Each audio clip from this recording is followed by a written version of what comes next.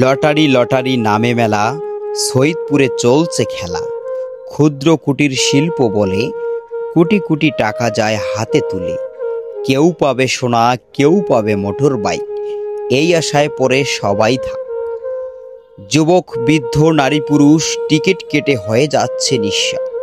সুজন মামার মায়াবী বাণী, দিনে 1000 টিকিট টানি। হাসি মুখে মামা খুশি, পকেট ভরে নোটের গুচ্ছি। দিনে 1000 রাতে লাখ, টাকা চলে যায় অজানা পথের ডাক। নীলফামারীর প্রতিটি গ্রাম হয়ে যাচ্ছে টাকা শূন্যর ধাম। কিন্তু একবার ভাবুন তো, এ টাকা কোথায় যায়? কার হাতে সোনা, কার হাতে মোটর বাইকের ঠাই?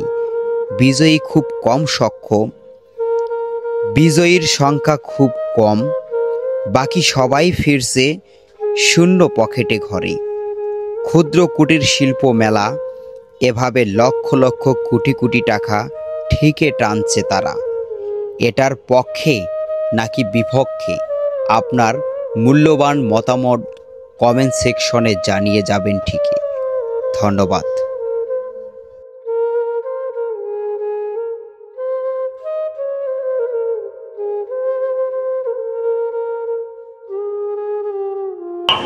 হ্যালো, আসসালামু আলাইকুম।